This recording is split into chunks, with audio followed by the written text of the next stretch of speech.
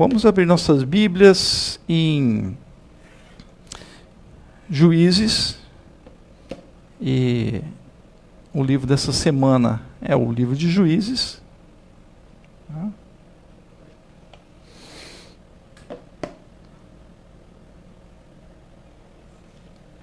Livro de Juízes, no capítulo 8. Eu vou ler mais especificamente os capítulos 8, não todo, né, claro, mas a mensagem está no capítulo 8, 17, 18 e 21. 17, 18, 19 e 21 também. 19, 20 e 21, esses últimos capítulos aqui todos. Vamos, Juízes 8.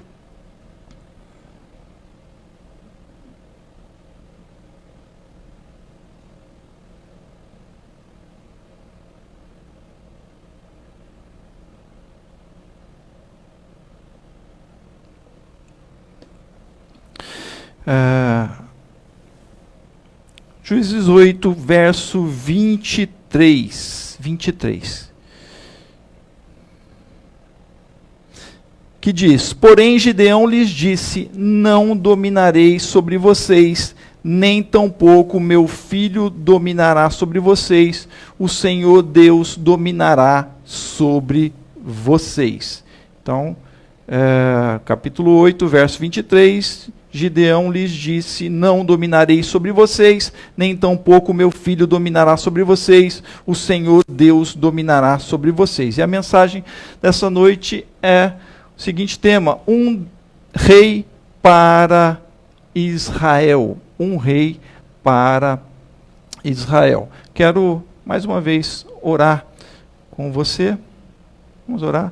Senhor nosso Deus, mais uma vez eu te peço que o Senhor fale aos nossos corações, usa-me conforme o teu querer, segundo a tua palavra. Eu já te agradeço pela tua palavra lida, que teu Espírito Santo esteja, ó Deus, falando através de mim, conforme o teu querer, segundo o Senhor, segundo o teu desejo. Que eu te peço, te agradeço e oro em nome do Senhor Jesus. Amém. Estou tentando aqui transmitir para cá, Tere, mas eu não estou conseguindo. Deixa eu ver se eu vou conseguir com isso aqui. Então, vamos ver. Não. Amém. Quero já avisar os irmãos que essa palavra de Juízes dessa noite é uma palavra densa. Os irmãos sabem, me conhecem, que normalmente minhas mensagens são sempre mais densas realmente, mas ela é uma mensagem densa, então estejam atentos. Uma das coisas que eu nunca pensei que eu faria fosse pregar em Juízes, especificamente no capítulo 17, que a gente vai ver, que foi uma questão lá com Mica. A gente vai ver lá o que o capítulo 17 de Juízes fala. Eu realmente, em todos esses anos, pregando a palavra do Senhor, eu não imaginava que um dia eu pregaria esse capítulo, né, de Juízes. Mas chegou o dia, isso é algo que para mim tem um significado muito relevante, de que a palavra de Deus, a palavra do Senhor, ela é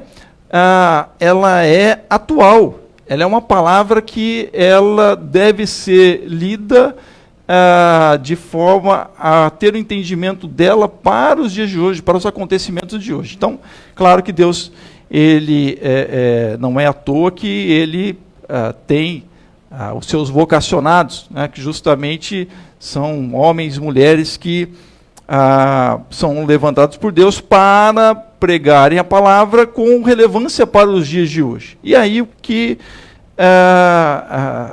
me trouxe esses capítulos aqui de Juízes foi justamente sobre os acontecimentos que vêm aí atingindo a todos nós, né? A toda a humanidade, porque de certa forma a todo mundo, essa guerra que está acontecendo lá na Ucrânia, né, com a Rússia, essa coisa toda mexe com, certamente, com todo mundo. Né?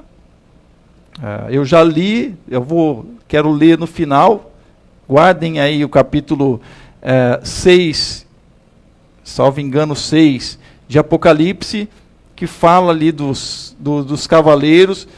Não estou dizendo que é aquilo, mas aquilo é uma das coisas que me chamou a atenção. Então, gente, tem muita coisa que é falado, né, sobre coisas aí, tem muitas fantasias, mas se estudamos a palavra, lemos a palavra, estamos no Senhor, o Senhor pode nos conduzir ao entendimento da palavra de forma sensata.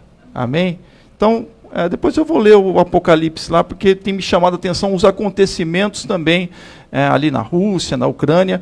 Mas o que acontece? O tema da minha mensagem aqui, voltando para Juízes, é um rei para Israel. Por que essa mensagem? Porque, de fato, o livro de Juízes ele vai apontar para esta mensagem, um rei para Israel. O que acontece? O que estava acontecendo, então, na época dos juízes? Quem são os juízes? Né? Que juízes são esses? São os juízes mesmo, como nós conhecemos na nossa sociedade, né? Juízes que julgam causas, né?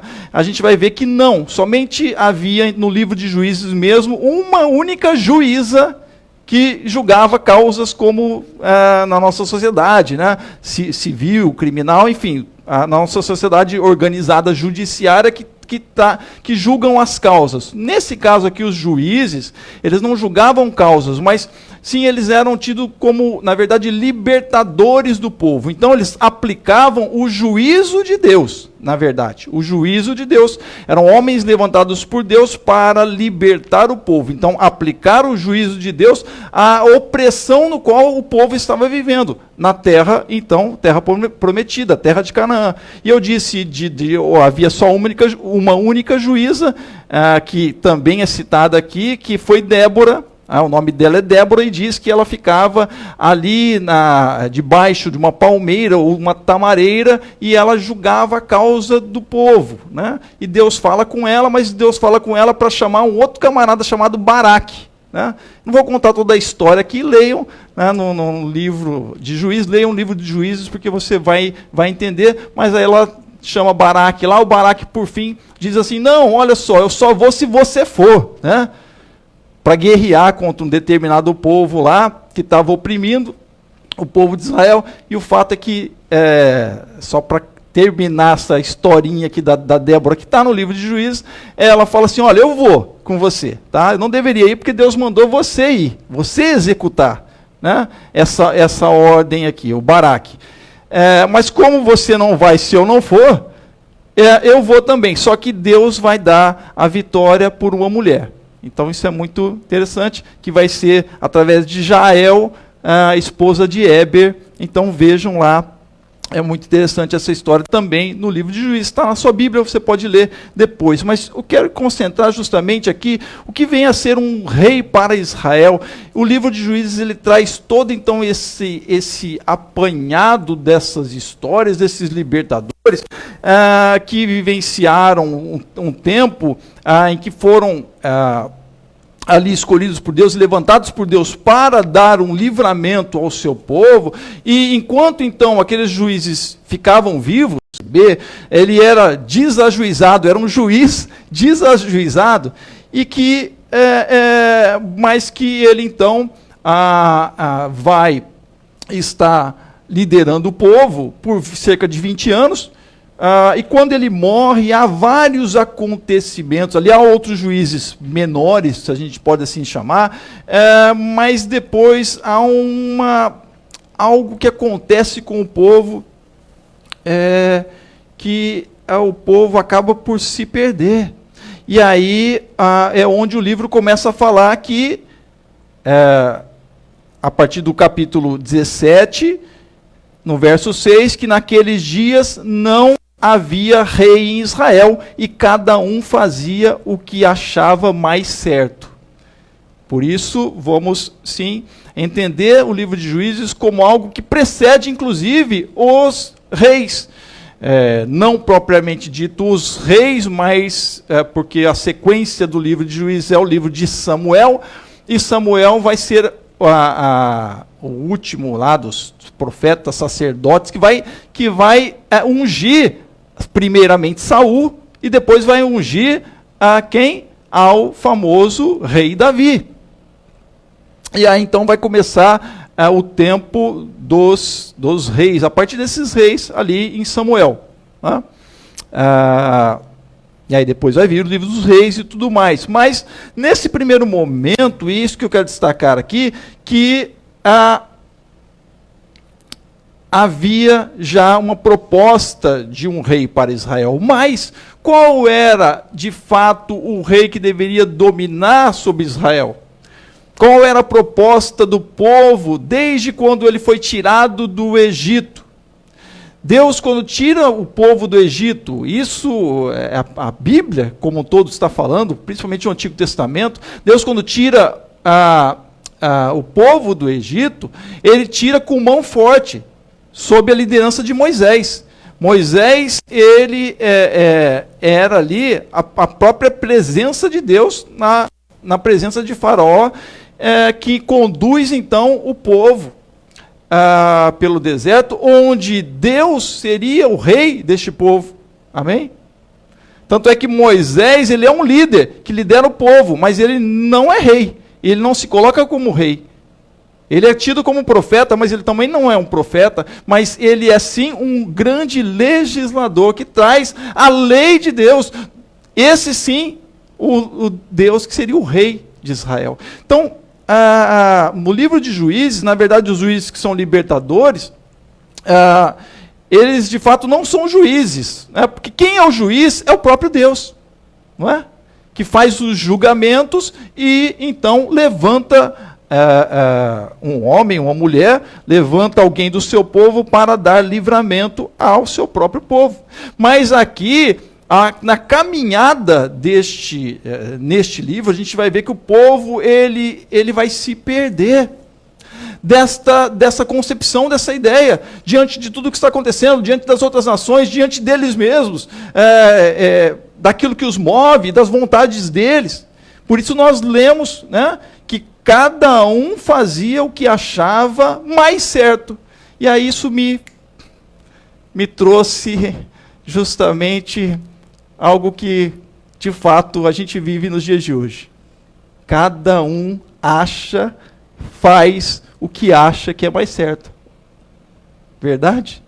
Eu me lembro do Chico Anísio, né? O falecido Chico Anísio tinha um quadro que chamava Pantaleão, né? Eu não sei quantos lembram, mas aí ele falava verdade para a mulher dele, verdade.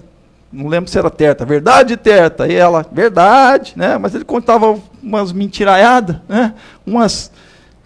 Mas essa não é, de fato, algo que seja algo que não está acontecendo, mas sim algo que está acontecendo como nos dias de Israel, como nesses dias dos juízes, onde cada um faz o que acha mais certo. E aí é colocado que naqueles dias não havia rei em Israel, não havia um líder para Israel. Por isso, nós vemos que o que está acontecendo então?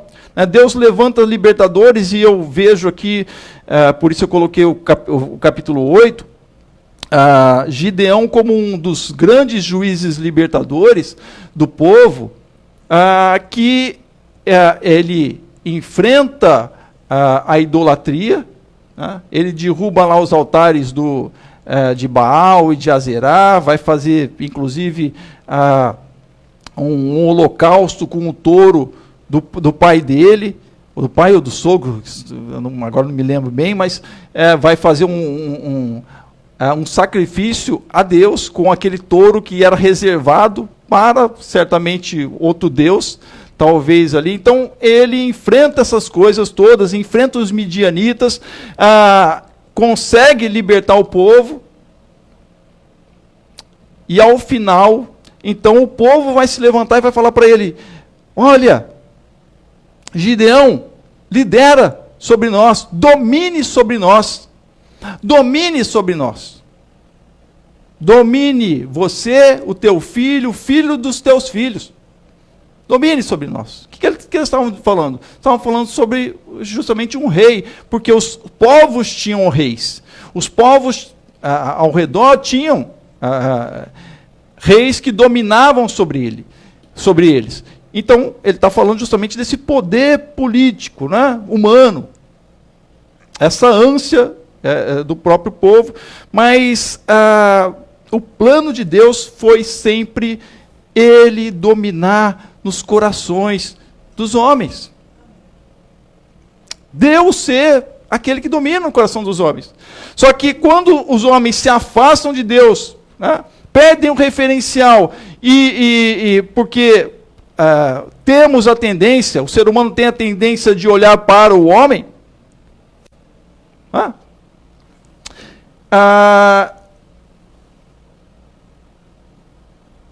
e se não há um homem a se seguir, digamos assim, se perde o referencial da lei de Deus, das coisas de Deus, e aí acaba acontecendo atrocidades.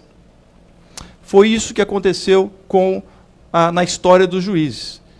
Eles acabaram perdendo os referenciais. Cada juiz que se levanta ali eram homens imperfeitos. Eram homens imperfeitos. Sansão, o próprio Gideão, Jefté, que vai fazer um voto e vai, quando chegar na guerra, ele faz um voto lá de que ele ia sacrificar para Deus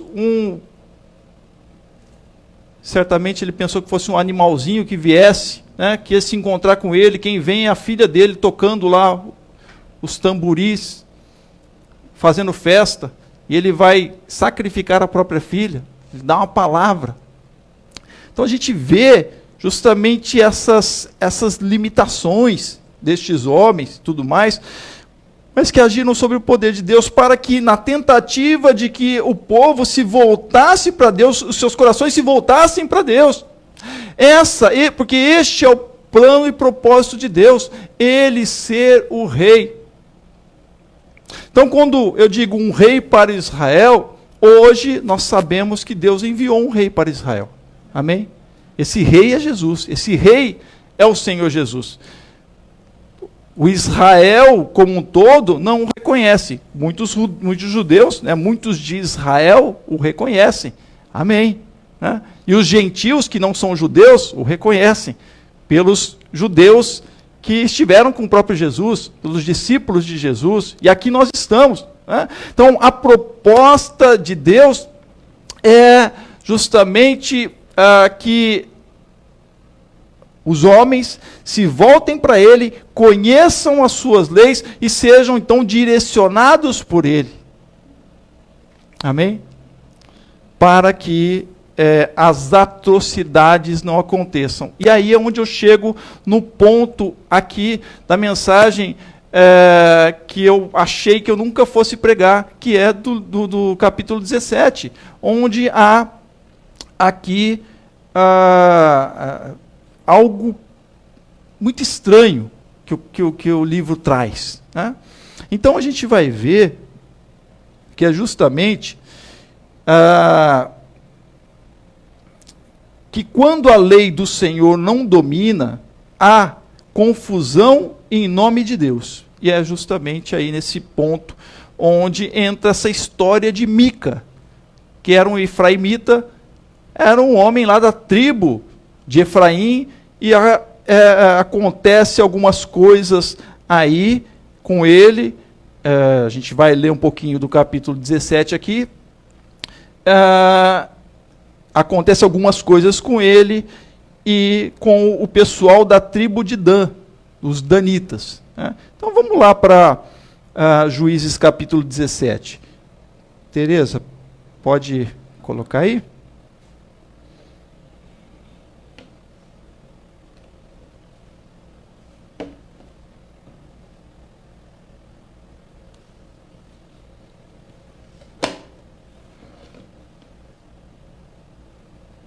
Então, Juízes capítulo 17. Deixa eu só colocar aqui também.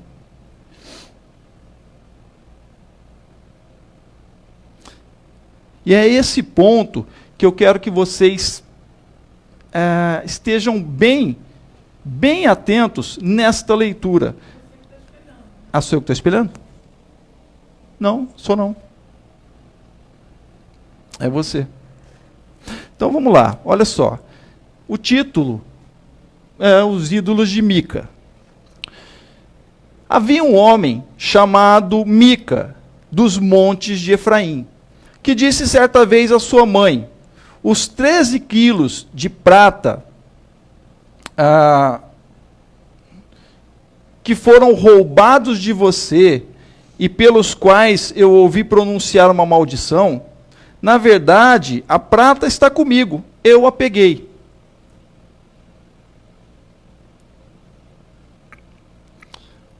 Mica era filho dessa senhora que não fala o nome dela, e ela vivia amaldiçoando porque alguém tinha pegado, tinha roubado a prata dela. 13 quilos, 1.100 moedas, em outras versões aí, ou ciclos de prata. Alguém tinha roubado a prata dessa mãe, né? E aí o Mica era o filho dela, e ele vai dizer que ele que roubou a prata. Ele está com a prata. Olha só. Né?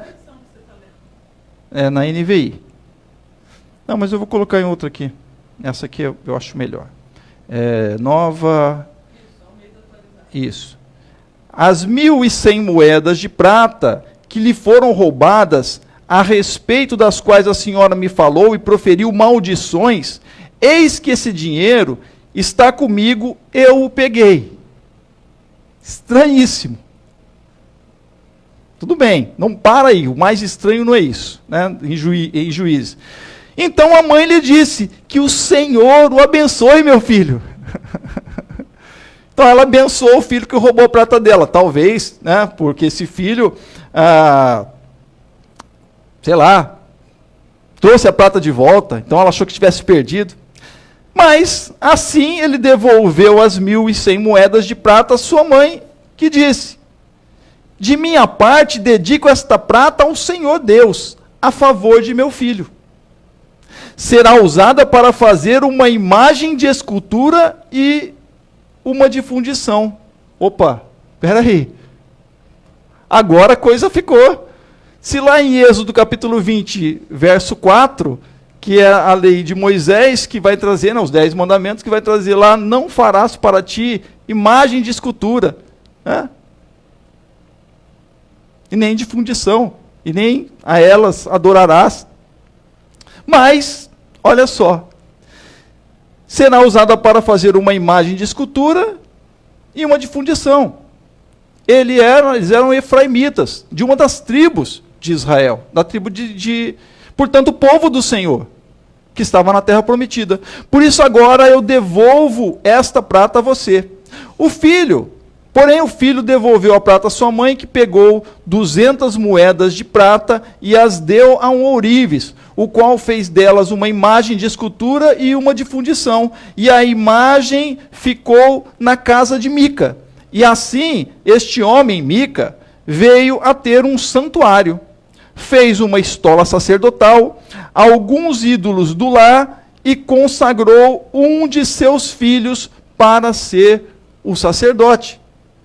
Naqueles dias não havia rei em Israel, cada um fazia o que achava mais certo. Então, tem alguma coisa aqui confusa, não é verdade? Está tendo uma confusão aqui. Será que o Senhor está realmente, quando eles falam que vão dedicar ao Senhor, isso aqui tem uma conivência com o Senhor? O que eu quero dizer é o seguinte, e aqui o autor do livro está o tempo todo falando sobre isso. Ele não fala só uma vez, mas ele fala 4 ou 5 vezes essa parte. Naqueles dias não havia rei em Israel. E 2 vezes, especificamente, numa delas é essa aqui, no qual ele diz que cada um fazia, e essa é a primeira vez, cada um fazia o que achava mais certo. Fazia-se o que achava mais certo e jogava a conta para Deus. Olha, eu vou aqui roubar, matar e destruir, mas eu vou em nome do Senhor. A gente vai ver que acontece isso aqui. Aconteceu isso. Olha, Deus me abençoou e vai me abençoar no que eu vou fazer. Eu estou adorando outros deuses, mas eu adoro a Deus também, está tudo certo.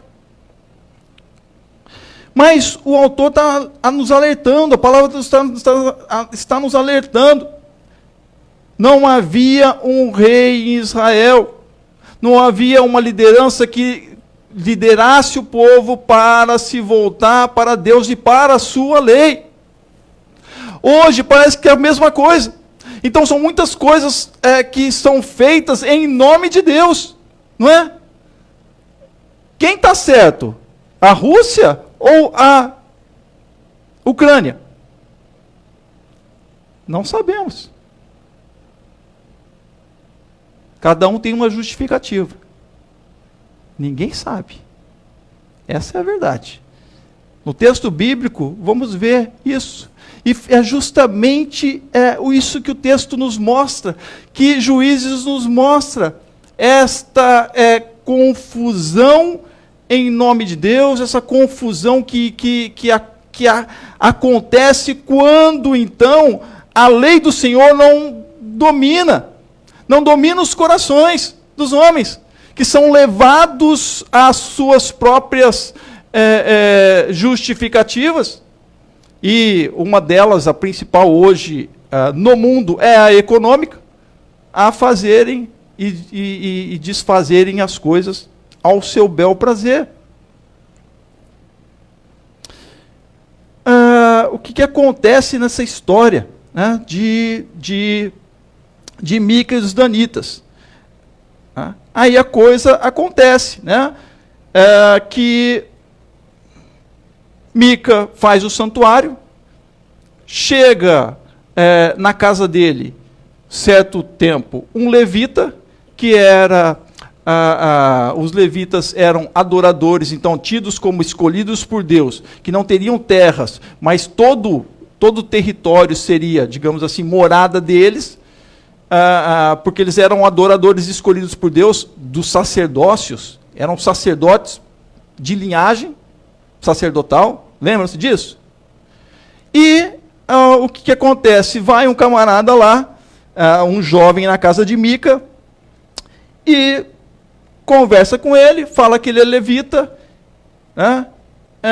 Diz que foi lá, saiu de Belém de Judá, né? Que estava buscando um lugar para ficar, e aí então ele chegou nessa região, encontrou a casa do Mica, e explicou toda essa história, e o Mica disse para ele no verso 10, fica comigo como meu conselheiro e sacerdote, eu lhe darei 10 moedas de prata por ano, a roupa e o sustento. E o levita entrou e consentiu em ficar com aquele homem. E o jovem era para ele como um dos seus filhos. Mica consagrou o jovem levita, que passou a ser o seu sacerdote. Mas espera aí, ele passou a ser sacerdote dos deuses que Mica tinha fundido. E o levita, ele era sacerdote de Deus, do Deus de Israel. Estão compreendendo a confusão? Olha só, as coisas já começam a ficar confusas, mas e aí? Né? O Mica, ele já tinha consagrado um dos seus filhos para ser sacerdote, mas isso estava incomodando o coração dele. Ele falou, mas não está legal isso ainda. Aí quando chega esse jovem levita, ele fala, a coisa agora ficou boa. Aí ele vai pagar para ele, então, 10 moedas de prata por ano, olha só, para que ele seja sacerdote ali também, daqueles deuses dele. Então, a questão econômica aí, não é verdade? Como se alguém, então, tivesse um santuário de um determinado Deus, com as suas imagens lá, e aí contratasse um pastor mediático, né? Principalmente, aí, vem cá, vou te pagar aqui, ó, por ano, uma quantia que vai ser boa para você. E é isso que ele fez. E o jovem aceitou. E é o que o Mica diz, né? Então Mica disse, agora sei que o Senhor me fará bem, Que Senhor é esse? É Ele quem está falando. Eu sei que o Senhor vai me abençoar, porque eu tenho um levita como sacerdote. Amém?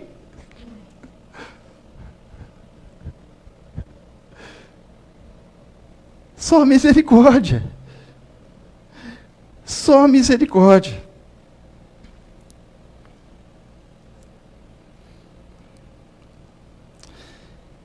Então, a confusão aí estabelecida. Em nome de Deus. Estão compreendendo a confusão?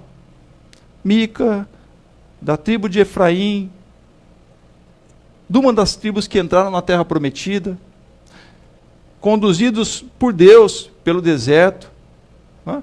Viram as vitórias de Deus desde Josué, disseram juntamente com Josué: eu e a minha casa serviremos ao Senhor. E aí quando eles estão na terra, se esquecem das coisas de Deus, e aí Mica faz lá os seus ídolos com a prata que ele tinha primeiramente tirado da mãe, uma confusão ali, mas a mãe se alegra que aquela prata voltou, então por isso vamos dedicar essa prata e fazer ídolos. E aí então Mica faz os seus ídolos, coloca um filho como sacerdote, mas não está legal, né? Eu tenho que ter alguém aí que seja alguém que vai me chancelar, legitimar o meu santuário. Pega, chega, né? Foi uma bênção de Deus, né? Que bênção é essa? Chegou um levita aqui, olha, agora eu vou te pagar e aí você vai ser meu sacerdote particular aqui. Que bênção, hein? Só a misericórdia do Senhor. Mas ele fala: agora sei que o Senhor me fará bem, porque eu tenho um levita como sacerdote. O levita vai santificar tudo ali. Mas a história continua. Né? E é justamente a história que entra aqui, nesse meio tempo na história de Mica, entre os danitas. No capítulo 18, verso 1, ele vai justamente apontar novamente por que está uma confusão toda essa. Naqueles dias não havia rei em Israel. E a tribo dos danitas estava procurando um território para morar, porque até aquele dia não tinha recebido herança entre as tribos de Israel. Então, os danitas de outra tribo, eles estavam procurando um local para morar. Porque até aquele momento eles não tinham conquistado nenhum local, nenhuma terra, e a ordem de Deus era conquistar. Né? E aí, eles mandam 5 mensageiros para procurar uma terra. Resumindo aqui, né? Manda 5 mensageiros, e esses mensageiros acabam passando lá nos montes de Efraim, conhecem Mica, conhecem o sacerdote, e eles seguem viagem e passam, então, vão até um povo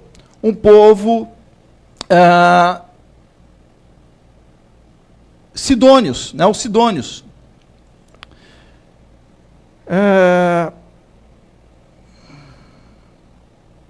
E era um povo de paz, um povo que não estava fazendo mal para ninguém, um povo que não tinham, diz o texto, que eles não tinham nem uma malícia de que alguém poderia fazer mal para eles. Né?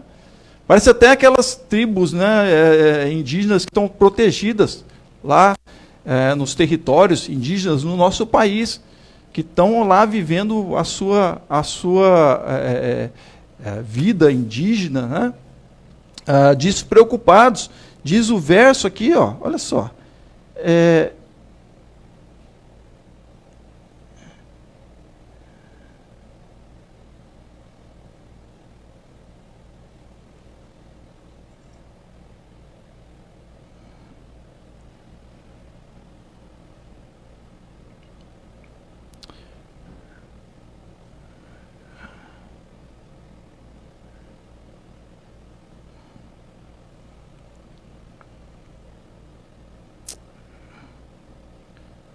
Peraí.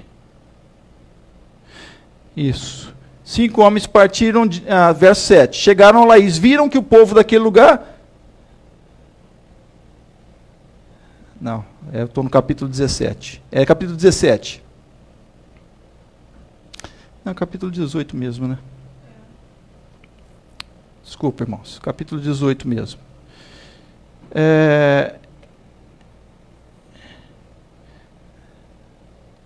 Então, verso 2. Então os filhos de Dan enviaram 5 homens dentre todas as tribos, as famílias da tribo de homens valentes, de Zorá e de Estaol, para espiar e explorar a terra. Vão, explorem a terra, e aí eles chegaram à casa de Mica, eles viram um jovem levita, né? Foram abençoados por ele, né? Verso 5. Então, por favor, consulte a Deus por nós, para que saibamos se o caminho que seguimos irá prosperar. E aí, esse sacerdote jovem diz para ele, verso 6, vão em paz, o caminho de vocês está sob as vistas do Senhor. Aquele que era sacerdote levita, sacerdote dos deuses de Mica. E os homens, então, foram e partiram a Laís. Viram que o povo daquele lugar vivia em segurança, segundo o costume dos sidônios, em paz e sem desconfiar de nada. Nenhuma autoridade havia por qualquer coisa, que os oprimisse, né? Nenhuma autoridade havia que por qualquer coisa os oprimisse. Então, eles não eram oprimidos nem por autoridades do próprio povo, e não haviam opressores, eles viviam em paz. Não perturbavam ninguém, mas também não eram perturbados. Olha só. E aí, moravam longe dos sidônios e não tinham contato com os outros povos.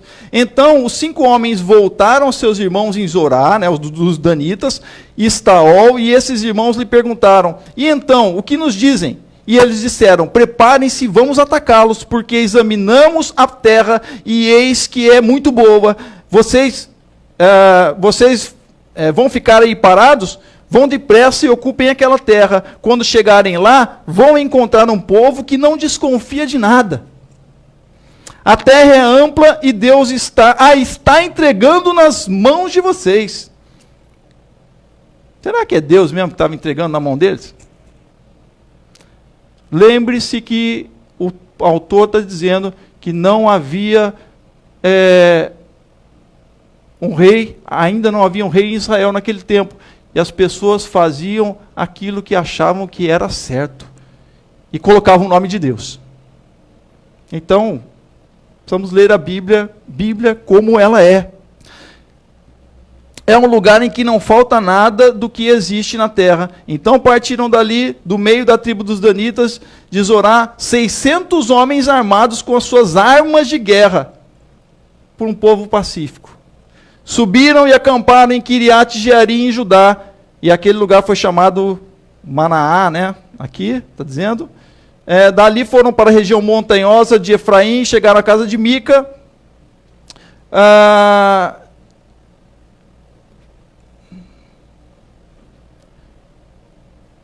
Chegaram na casa de Mica, os homens vão lá naquele lugar, descobrem o local, vão lá e contam para os seus outros irmãos. Eles falam, vão para lá, 600 homens para atacar os sidônios. Só que quando eles estão a caminho, eles passam na casa de Mica. E eles levam tudo da casa de Mica. Inclusive o sacerdote do Mica. Eles chegam para ele e falam assim, olha, vem cá, você quer ser o nosso sacerdote? A gente tem uma proposta muito boa. Você vai ficar sendo sacerdote só de um homem particular aí? Você pode ser um sacerdote de uma tribo, de uma nação aqui? Poxa. E aí diz o texto, né, que o sacerdote levita, ele ficou contente. Vamos embora. Eu estou aí, vou ganhar mais. Né?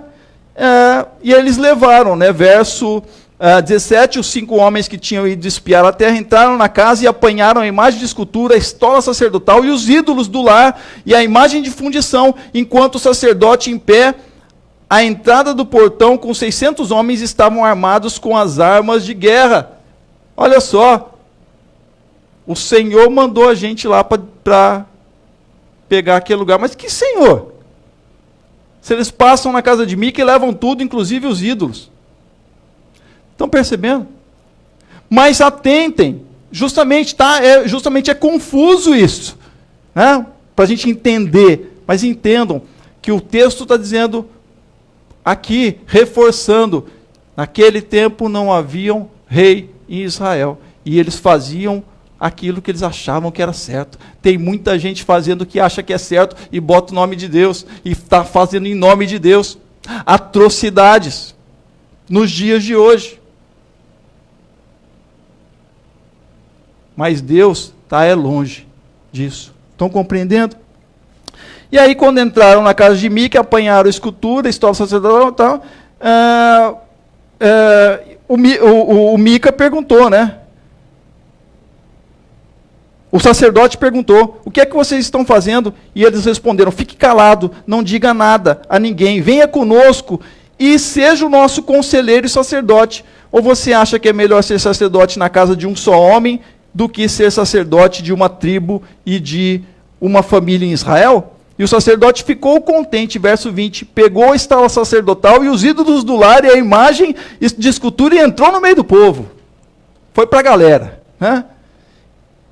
Eles deram meia volta e partiram, não sem antes colocar diante de si as crianças, o gado e os seus bens. De quem? Do Mica. Levaram tudo. Levaram o sacerdote, os ídolos do lar, levaram os bens, levaram as crianças, levaram as mulheres e falaram, o Senhor nos abençoou. O Senhor nos abençoou hoje. Estão compreendendo? E aí, quando eles já estavam longe da casa de Mica, os vizinhos destes se reuniram e foram até atrás dos filhos de Dan.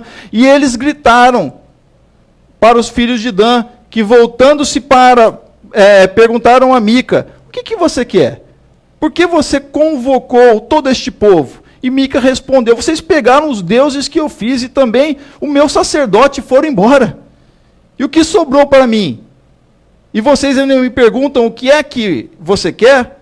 E os filhos de Dan, né, da tribo de Dan, responderam para ele, seria melhor você ficar calado, porque senão alguns dos nossos homens poderiam ficar irritados e acabariam atacando você. Nesse caso, perderiam a vida você e os da sua casa. E aí, assim os filhos de Dan seguiram o seu caminho, e Mica, vendo que eram mais fortes do que ele, deu meia volta e foi para casa.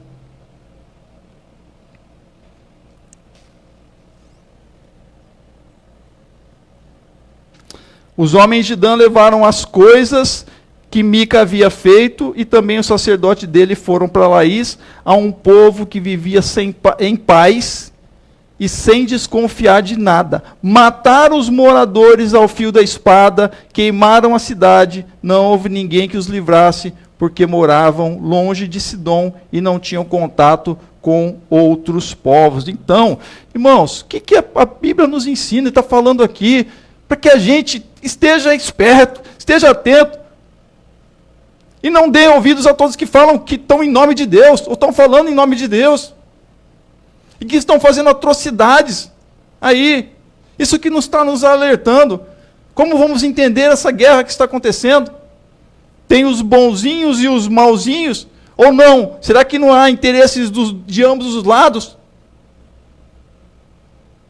Sim, há de fato o povo que está ali, como os sidônios aqui,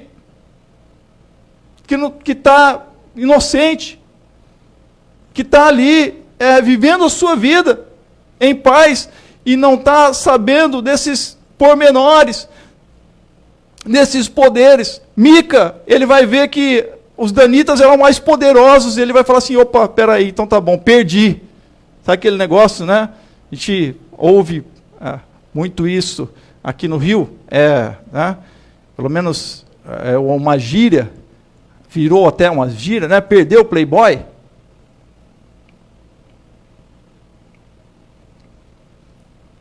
Então, o que eu quero que vocês se atentem é que quando a lei do Senhor não domina, há sim confusões em nome de Deus. Confusões porque há interesses. E os interesses aqui, muitas vezes, E o que é hoje, né? É no texto bíblico, mas é hoje, é o econômico. É o poder econômico. Muito mais do que o poder político. As sanções que estão sendo feitas à Rússia, né, são sanções econômicas. Por outro lado, né, tá aí não se há um embate direto, porque há interesses também. Então, tentem ver os dois lados, mas a mensagem não se trata disso, se trata de um rei para Israel. O desejo de Deus era um rei para Israel. O desejo de Deus continua sendo um rei para Israel, não só para Israel, mas para todo o povo, para todos os homens e mulheres neste mundo. E Deus envia um rei, o Rei dos Reis, o Senhor dos Senhores, a este mundo, para que ele habite nos corações. É este Rei dos Reis, Senhor dos Senhores, que traz a lei, que traz em suas palavras no Evangelho, dizendo que ele resumiu, eu vou resumir a lei e os profetas. Amarás ao teu Deus de todo o teu coração, de toda a tua alma, de todo o teu entendimento das Escrituras. E semelhante a este mandamento, amarás o teu próximo como a ti mesmo. Porque se você amar o teu próximo como a ti mesmo, você não vai matar, você não vai espoliar, você não vai fazer essas coisas. Estão entendendo?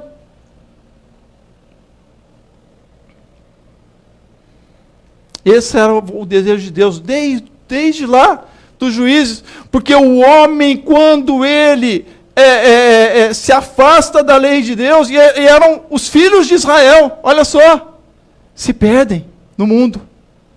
Se perdem nas coisas do mundo. Vão usar, vão justificar, vão falar de Deus. Vão, não, estamos aqui, Deus está abençoando, que legal, não, vamos acabar com eles. E é uma vitória, olha que vitória. Lembre-se que Jesus disse, quem veio para roubar, matar e destruir. Não vou nem citar aqui o nome, porque não compensa. Estou aqui para falar de Jesus. Amém? Mas vocês sabem. Então prestem atenção naqueles que estão destruindo ou matando, seja de um lado ou de outro.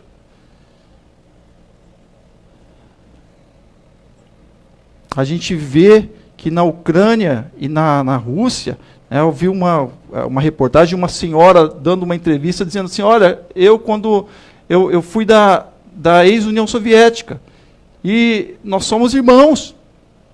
Nós falamos a mesma língua. Na escola eu aprendia russo e aprendi ucraniano. Então ali são irmãos se matando. Né? E aí a gente vê aqui no país irmãos se matando. Né? Porque é da esquerda, porque é da direita. Na verdade, o interesse da esquerda e da direita, ou o interesse desses, é se da esquerda ou da direita, de onde vai vir o dinheiro. Se é da esquerda ou da direita, isso é que importa para estes do poder, dos poderosos. Enquanto isso, o povo fica aí se matando. Fica nessa luta de irmão contra irmão. E é o que está acontecendo aqui em Juízes. Antes era uma luta contra os povos, ou os povos que eles estavam ali, por alcançar a terra prometida, mas que passou a ser e se tornou uma luta e uma guerra entre os próprios irmãos, que é a sequência aqui, depois da história de Mica e dos danitas.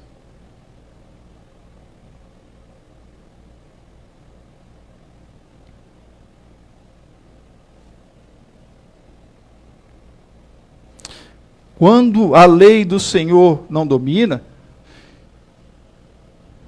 há muitas atrocidades entre os homens. Quando a palavra de Deus não está no coração dos homens, a lei de Deus não está nos corações dos homens verdadeiramente, e Deus é o Senhor e Rei, através do seu Filho, Jesus Cristo, no coração dos homens, há muitas atrocidades entre os homens. Aí a gente vê, capítulo 19, um levita que vai até, eu vou resumir aqui, um levita que vai até a terra dos benjamitas, né? Então, o levita e o benjamita, né? Lá na terra dos benjamitas, quando eles chegam lá, os benjamitas, você, lendo o texto, você se lembra da história de Sodoma e Gomorra. Lá, quando chegam os anjos na casa de Ló. Porque ao chegarem este homem com a sua esposa e sua concubina lá numa casa que eles foram visitar, aqueles homens da cidade queriam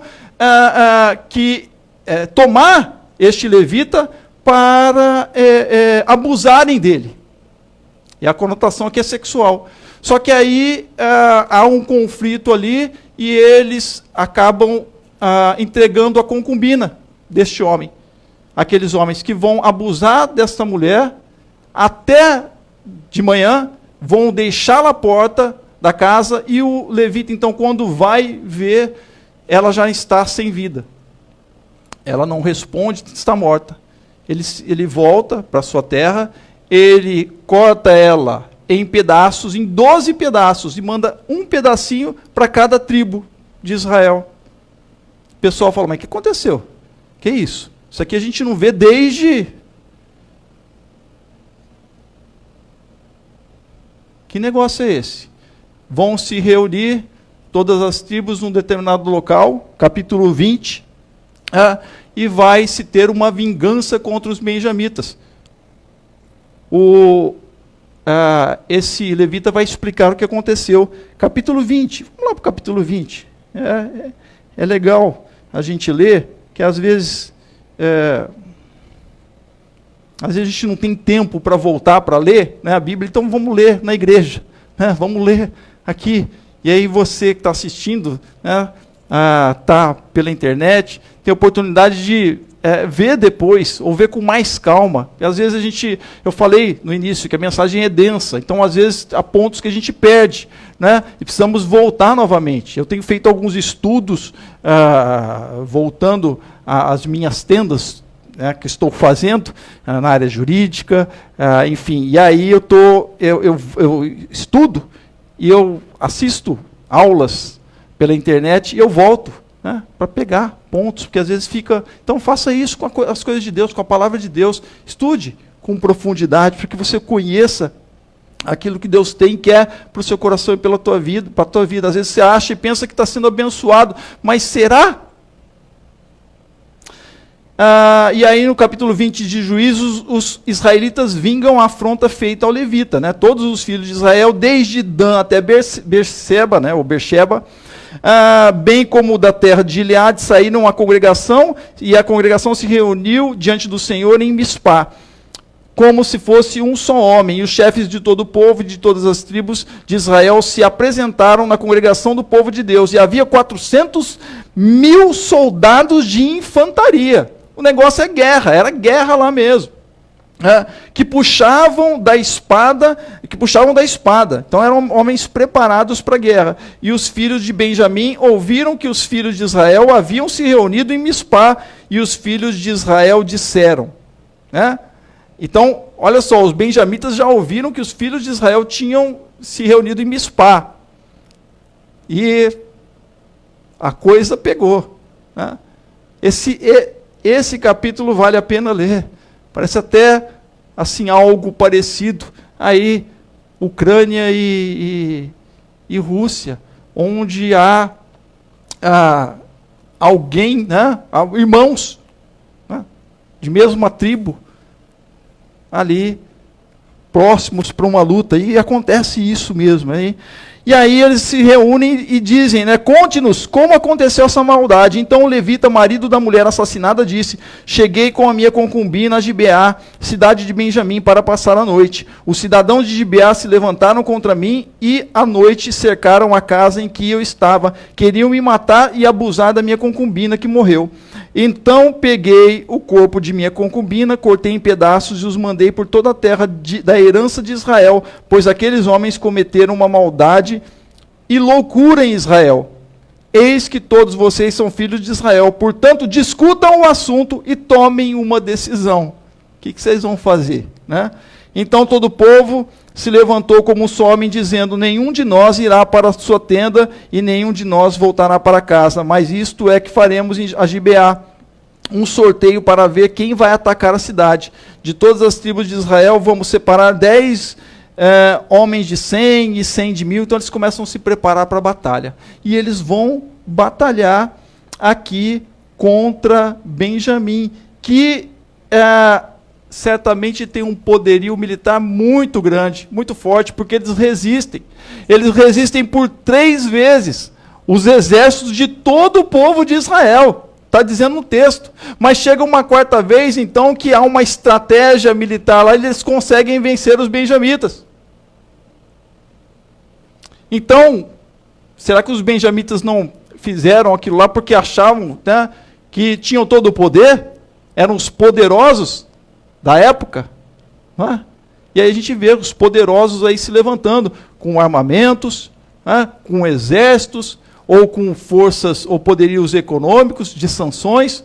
Então, é aí esse jogo de forças que estamos vendo de um lado para outro.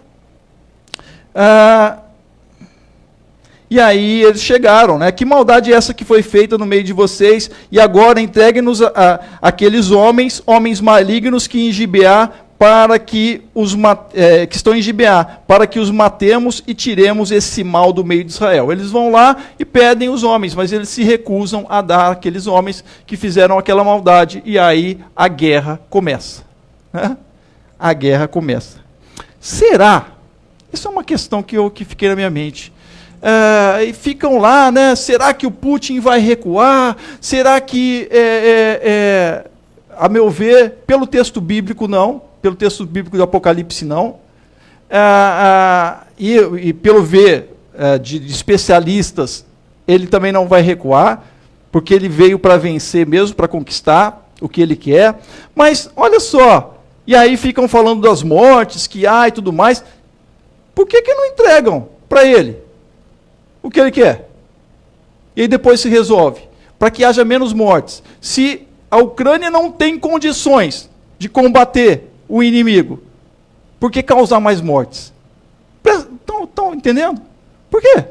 Então tá. Né? Jesus, ele disse, se alguém te pedir a tua túnica, né? Na verdade, se alguém forçar a pegar a tua túnica, entrega também a capa. Vai lá, meu filho, seja feliz. O que você vai fazer com isso? Agora, o que vai ser resolvido depois? Estão entendendo? Então, que resistência é esta? Se não há compatibilidade de exércitos.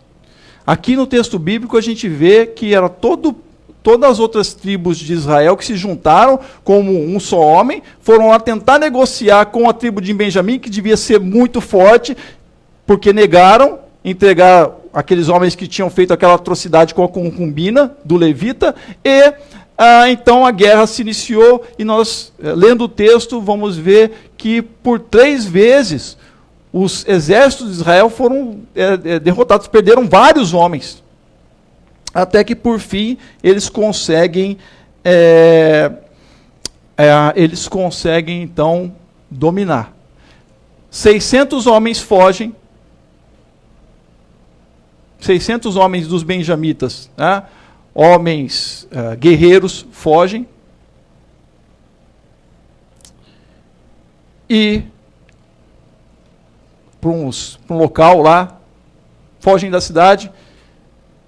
O exército de Israel vai, né, todas as tribos juntas ali, vão destruir a cidade, vão queimar, vão matar muita gente, tá? Também cometer atrocidades ali, e aí,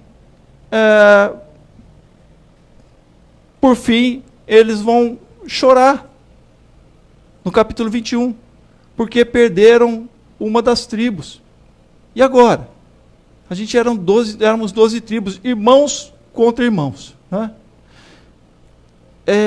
Éramos 12 tribos, e agora a gente está sem uma das tribos. Como é que a gente vai resolver isso aqui? Vamos lá para o capítulo 21, que é o último capítulo. Né? Verso 1 do capítulo 21. de Juízes. Ora, os homens de Israel tinham feito um juramento em Mispá, dizendo: nenhum de nós dará sua filha em casamento aos benjamitas. O povo foi a Betel e ali ficaram até a tarde diante de Deus, levantaram a voz e choraram amargamente, e disseram: ah, Senhor, Deus de Israel, por que aconteceu isto em Israel? Por que hoje falta uma tribo? No dia seguinte, o povo pela manhã se levantou e edificou ali um altar e apresentaram holocaustos e ofertas pacíficas, e os filhos de Israel perguntaram: quem de todas as tribos de Israel não compareceu à Assembleia do Senhor? Porque tinham feito um juramento solene. Aí, né, quem não comparecesse à presença do Senhor em Mispá seria morto. E os filhos de Israel tiveram compaixão de seus irmãos da tribo de Benjamim e disseram... Então eles arrumaram uma forma de não acabar com a tribo de Benjamim. Se eles mataram o povo, só sobrou 600 homens que se refugiaram em um determinado local, na rocha aqui, enfim, uma rocha que existia lá, tá, um local. O que a gente vai fazer? Ah, temos uma solução. Acontece que um grupo de uma das tribos, ele não esteve aqui com a gente, de Jabes de Gileade. Então vamos lá e vamos trazer mulheres para eles. Foi o que eles fizeram, né? Os filhos de Israel tiveram compaixão de seus irmãos da tribo de Benjamim e disseram: hoje foi eliminada uma das tribos de Israel. Como obteremos mulheres para os restantes deles? Pois juramos pelo Senhor que não lhes daríamos em casamento nenhuma de nossas filhas. Então, eles queriam restituir a tribo de Dan, a tribo de Benjamim, desculpe, que havia acabado, né? Por que eles não dariam, então, as próprias filhas para que eles tivessem restituída a tribo deles? Olha o que eles vão fazer, né? Aí, um deles lá perguntou: há alguma das tribos de Israel que não tenha comparecido à presença do Senhor em Mispá? Ou seja, quem não comparecesse na reunião que eles tiveram para ir contra Benjamim, iria morrer. Eis que ninguém de Jabes de Gileade tinha ido ao acampamento, à assembleia. Quando contaram o povo, eis que nenhum dos moradores de Jabes de Gileade estava ali. Por isso a congregação mandou para lá 12.000 homens dos mais valentes e lhes ordenou: vão e matem os moradores de Jabes de Gileade a fio de espada, tanto homens como mulheres e crianças. Para resolver essa questão, né, que ficou lá, porque eles acabaram com todo mundo lá de Benjamim, só sobraram aqueles homens que fugiram, mas aí eles ficaram com uma dor no coração: a gente precisa restituir, né, porque a gente ficou sem uma tribo. E aí, ao invés deles darem, né, alguém, cederem as mulheres, enfim, para a tribo, para aqueles... Não, eles vão lá, aqueles que não vieram para cá, eles teriam que ser mortos, então vamos lá, vamos matar todo mundo e trazer as mulheres virgens de lá, para ficar com os guerreiros, para a gente restituir a tribo que tinha se perdido. Que legal, né? Olha, estão compreendendo, irmãos? Olha a atrocidade. Lembrando que o texto é justamente o que ele vai dizer no último verso do capítulo 21. Naqueles dias não havia rei em Israel, cada um fazia o que achava mais certo. Isso não está certo. É justamente isso. E aí eles vão, né? É isso que vocês devem fazer: matem todos os homens, bem como as mulheres. Está aqui no capítulo 21. Matem todos os homens, bem como todas as mulheres que não forem virgens. E acharam entre os moradores de Jabes de Gileade 400 moças virgens, que nunca haviam tido relações com homem algum, e as trouxeram ao acampamento em Siló, que fica na terra de Canaã. Então toda a congregação enviou mensageiros aos filhos de Benjamim, que estavam na rocha de Rimom, era esse lugar, a rocha de Rimom, e lhes fizeram uma proposta de paz, porque tinham lá 600 homens guerreiros, né? Então vamos fazer uma proposta de paz. Mas como a gente vai fazer uma proposta de paz? Não, vamos destruir aquele pessoal lá, pegar as mulheres deles, a gente não mexe nas nossas coisas, né? E aí a gente resolve aqui. Foi nesse tempo que os benjamitas voltaram e receberam aquelas mulheres de Jabes de Gileade que tinham sido conservadas com vida, porém não havia uma para cada um deles. Era 400 mulheres para 600 homens, 600 guerreiros. Então o povo teve compaixão de Benjamim, porque o Senhor tinha aberto uma brecha nas tribos de Israel. Olha, né, que coisa. Os anciãos da congregação disseram: como obteremos mulheres para os que sobraram, vistos que as mulheres dos benjamitas foram exterminadas? Disseram mais: deve haver uma herança para os benjamitas que sobraram, pois nenhuma tribo de Israel deve ser destruída. Porém, nós não podemos dar a eles as nossas filhas em casamento, porque os filhos de Israel juraram, dizendo: maldito que der mulher aos benjamitas. Então, o meu está guardado, né? O meu está protegido. Que destruam os outros. E aí? Por que então a força dos países que, entre aspas, são chamados aliados agora, né, não vão lá e não dão guarida para a Ucrânia? Deixa a coisa acontecer. Não, porque o nosso a gente precisa estar reservado. Teve uma repórter que falou pro ministro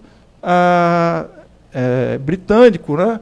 Se vocês viram, lá falando: olha, os teus filhos estão protegidos aqui, os filhos do Putin estão na Europa também estudando, em mansões, na Alemanha, estão protegidos. Quem está morrendo são os filhos dos ucranianos, são as mulheres, são os idosos, minha família.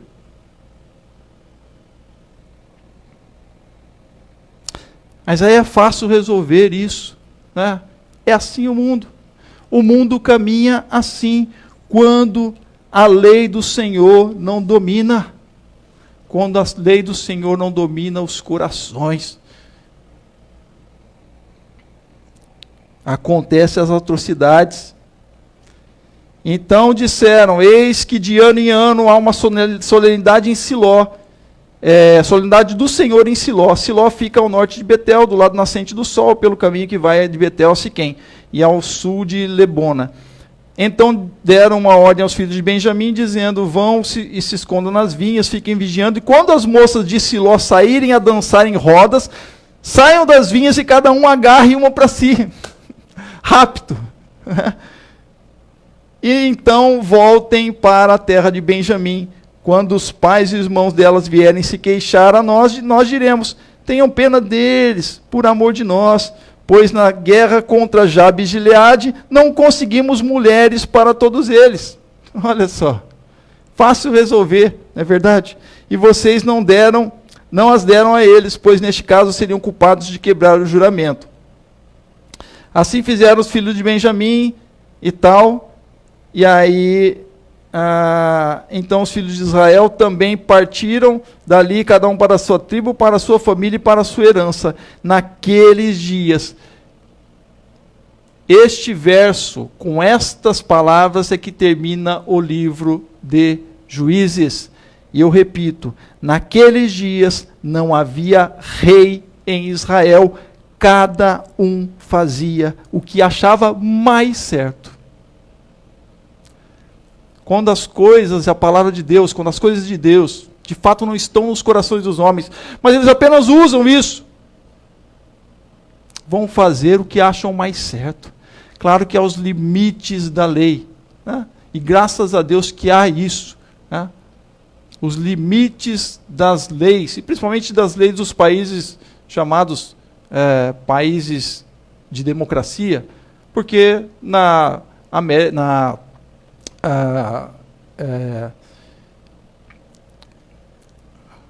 agora esqueci, no país do camarada chamado Kim Jong-un, né? Na Coreia do Norte, não é assim que funciona. Funciona como aquele homem acha que é o mais certo. Não é? Mas a gente está vendo que neste jogo do poder dos países democráticos, a coisa também funciona mais ou menos dessa forma, como acha que é mais certo. Não é verdade? Então precisamos estar atentos a essas coisas. E sem perder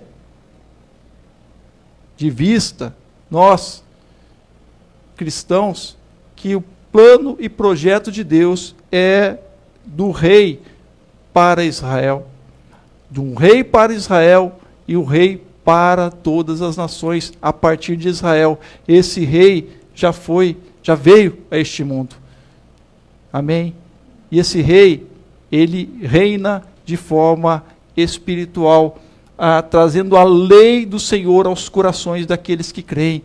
Amém? Então só será impactado os corações quando abrirem os seus corações, de fato, a lei do Senhor, as suas vidas. É assim que há uma transformação de vida do ser humano em Cristo Jesus, na lei de Deus. É dessa forma. Paulo experimentou isso. Paulo vai falar isso. Paulo é aquele camarada que queria seguir a lei, né, a ferro e fogo, e queria defender a lei, inclusive. E começou então a matar aqueles que se diziam do caminho, porque diziam que Jesus era o Messias, até que ele tem um encontro com o Senhor Jesus, e o Senhor transforma a sua vida, transforma o seu coração, e ele vai então ser usado por Deus para pegar essa mensagem e dizer: olha, eu estava errado, mas quando Jesus veio ao meu coração, de fato, esta é a lei do Espírito de vida em Cristo Jesus, como ele vai dizer lá em Romanos. Estão compreendendo, irmãos? Então não se enganem, o povo de Deus, muitas vezes justamente assim, levado ali para um lado, para o outro, e levado também nessas questões que envolvem o nosso mundo, na política, da economia. Cuidado com isso, cuidado com aqueles que se proclamam arautos de Deus, principalmente aqueles que estão ligados à política. Porque as suas reais intenções podem ser malignas como essa. E aí então, olha só, né, o livro de Juízes nos mostra isso, uma confusão. Então cuidado com aquilo que é confuso. Opa, isso não está muito legal. Cuidado. É um alerta que o livro de Juízes nos dá, nos faz. Amém? Até que então o povo vai ter um rei, um primeiro rei, ali Saul, e depois um rei que vai ser chamado o rei segundo o coração de Deus, Davi, que também foi falho, até vir aquele que da linhagem de Davi era o rei de paz, rei dos reis, senhor dos senhores, amém? Que pode transformar os corações dos homens. Então, a proposta de domínio de Deus continua. E a proposta de domínio de Deus é de um rei para todas as nações. Amém? Mas um rei que transforma os corações, que transforma para gerar vida. Amém? E não para gerar terror.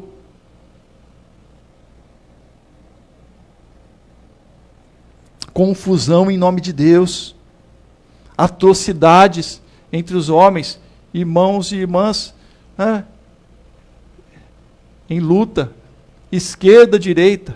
O que interessa esses poderes é se da onde vem o dinheiro, da onde vem a economia, se vem da esquerda e da direita, ou da direita. É isso que mais interessa a esses que estão no poder. Então, prestem atenção, atentem para isso. Isso é dos homens, isso é do ser humano. E devemos tomar cuidado, porque estamos sujeitos a cair nisso também. Sabiam? E quantos que caíram?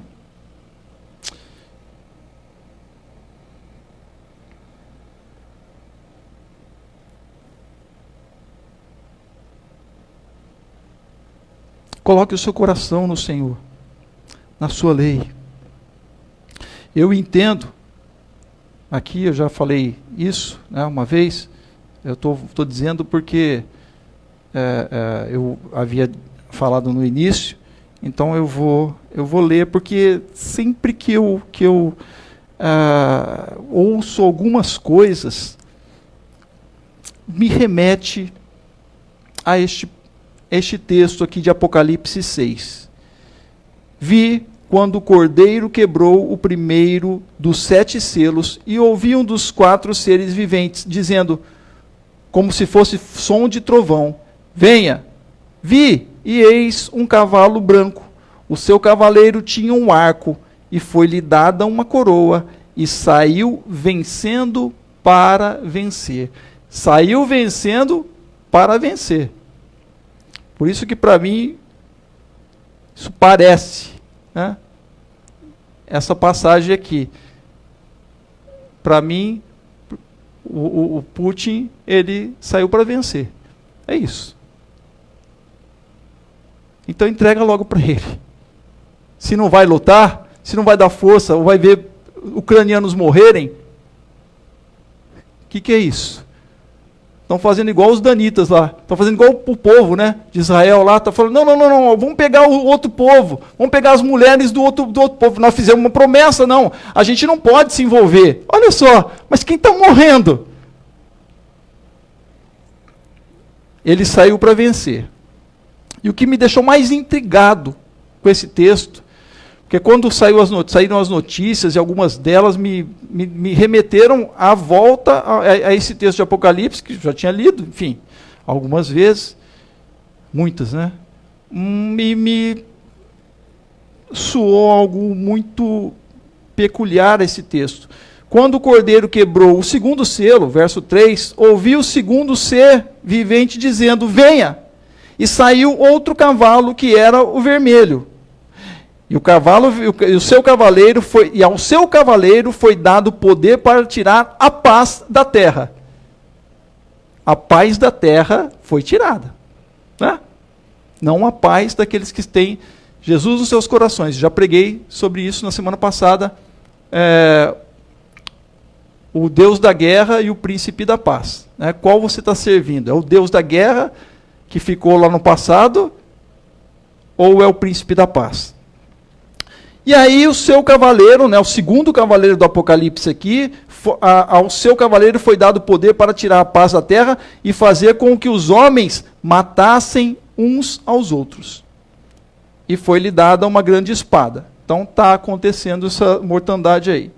E aí vem o terceiro cavaleiro, o terceiro selo. Quando o Cordeiro quebrou o terceiro selo, ouvi o terceiro ser vivente dizendo, venha!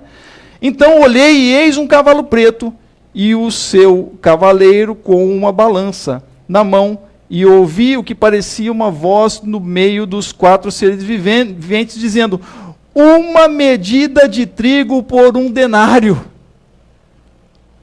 Sabe o que significa?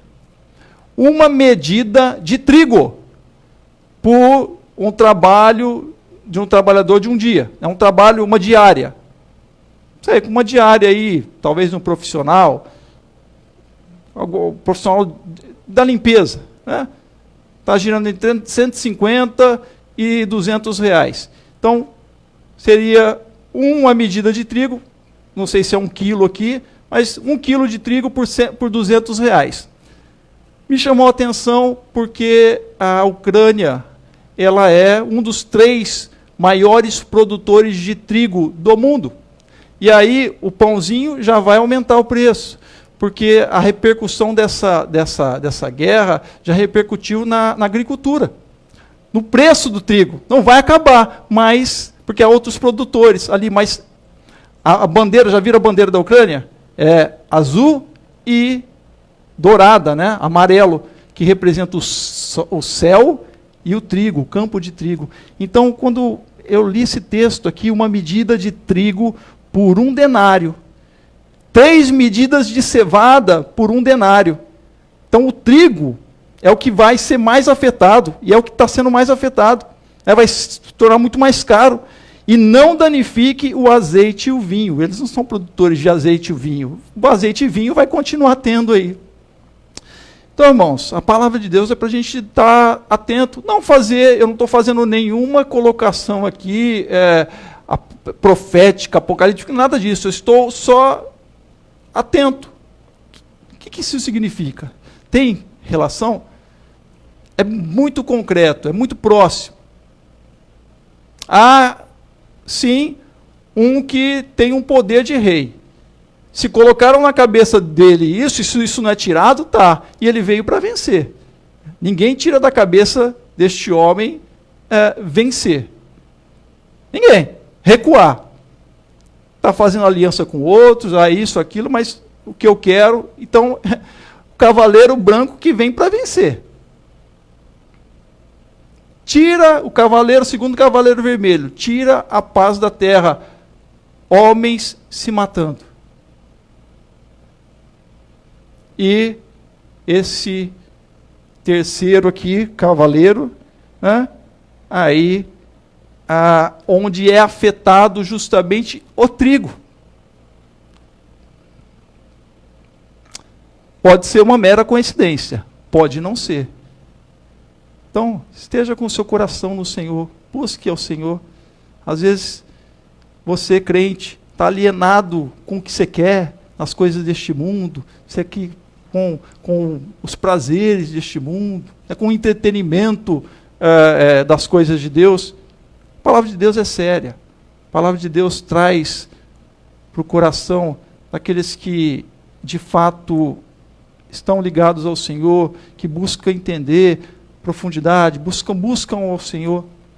Ela revela aquilo que se passa. Não devemos ficar alienados ao que está acontecendo, mas devemos pensar naquilo que está acontecendo.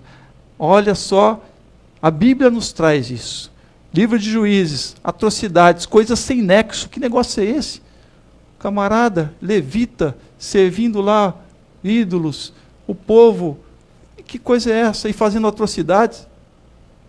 Nada diferente deste mundo, dos homens que não têm os seus corações no Senhor, dominados pela lei do Senhor. Amém? Então, essa é a palavra.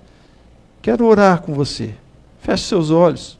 Coloque a sua vida diante de Deus. Peça que Deus te abra sua mente, seu coração, para que você entenda as suas coisas. Entenda que Deus está assim agindo na tua vida. Mas Deus, Ele não está limitado a você. Deus, Senhor Jesus não veio para te servir. Na verdade, nós que somos servidores dEle. Ele é o Senhor. Então, busque ao Senhor para que você não fique tentando fazer o que você acha que é mais certo. Mas consulte a palavra do Senhor para entender qual é o direcionamento de Deus para a tua vida. Pai, obrigado a Deus pela tua palavra, mais uma vez, eu te louvo, Deus, te agradeço, peço as tuas bênçãos sobre cada um dos teus filhos e filhas.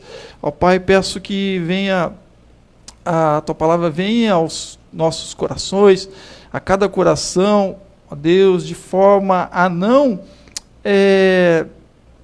causar nenhum alarde, ó Deus, mas que a tua paz venha aos corações, ó Deus, daqueles que buscam a ti. Sim, se ela causar alarde, ó Deus, se ela causar um atribulamento aos corações que estão afastados do Senhor, ó Deus, fazendo e justificando as suas coisas do que acham que é certo, mas sem observarem de fato, verdadeiramente, o que o Senhor diz na tua palavra.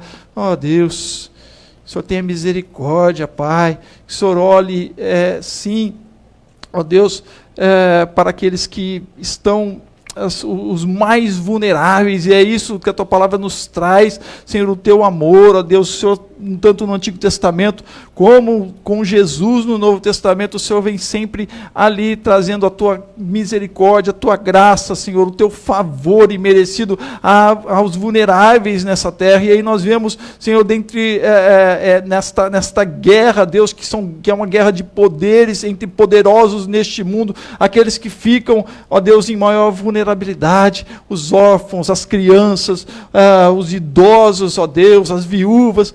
Pai, ó Deus, tenha misericórdia, Deus. Tu és esse Deus de misericórdia, Pai.